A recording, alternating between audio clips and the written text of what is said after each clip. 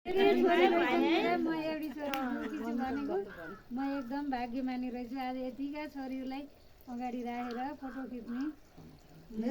भुटेको मकै खुवाउने एउटी छोरीले एक मुठी मकै खानु र यतिका छोरीले 4-5 मुठी मकै खानु मलाई एकदम खुसी लाग्यो। आज यति छोरीहरूसित बस्न पाएँ धन्न मेरो भाग्यले गाडी बिग्रेर म सबै छोरीहरूसित काठमाडौँका छोरीहरूसित भेट हुन पाएँ। हामीलाई पनि कति खुसी जान्छ गाडी त यसै नि उसै नि बिग्रिनै थियो तर सही ठाउँमा आएर बिग्रेछ नत्र हजुरसँग भेट पनि हुँदैन थियो यति माया ममता पाएर खाना खाजा कसले जाँदाखेरि उहाँ त उसमा दाना भन्ने ठाउँमा गाडी बिग्रेर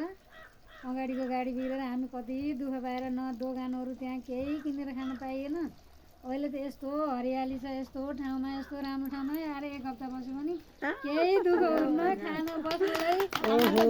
छोरीहरू आएर यस्तो रमाइलो गरेर मेरो घर आएर यति आज यो घरमा यति छोरीहरू आउला भने मलाई सपना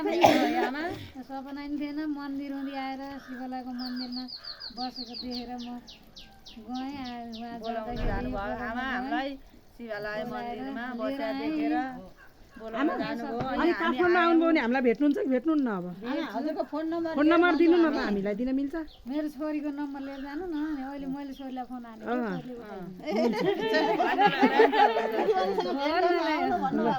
ल कुरा गराइदिनु अनि हामी एकजनाको नम्बर छोडिदिन्छौँ तपाईँ काठमाडौँ आउँदा हामीसँग सम्पर्क गरेर हामीसँग भेट्नुहुन्छ त भेट्छु।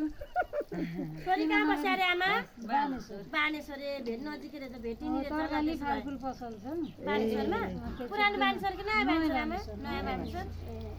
त्यसो भेट हुने सम्भव छ ल नजिकै हो। ल आमा यसो पशुपति घुम्न आउनु भएको बेला छोरीकोमा आउनु भएको बेला हामीलाई नि सम्झेर आउनु होला है। पशुपति घुमाइदिउँला नजिकै छन् पशुपति हाम्रो गोठाटार हाम्रो घर गोठाटार पशुपति घुमाइदिउँला है आमा एउटी भाकालाई चाहिँ नराखौँ आमा आउनु भयो भने आउनु भयो भने पुडा सैनीहरू भनेर आउनु भयो भने पत्ता लाउनुहुन्छ। काठमाडौँमा पुडा सैनिकका छोरीहरू पुडा सैनिक छोरीहरू छन् रे तर गाउँै छ रे पुडा सैनिक कहाँ होला भन्नु भने जसले देखाइन्छ पशुपति एरियामा आउनु हो गोठाटार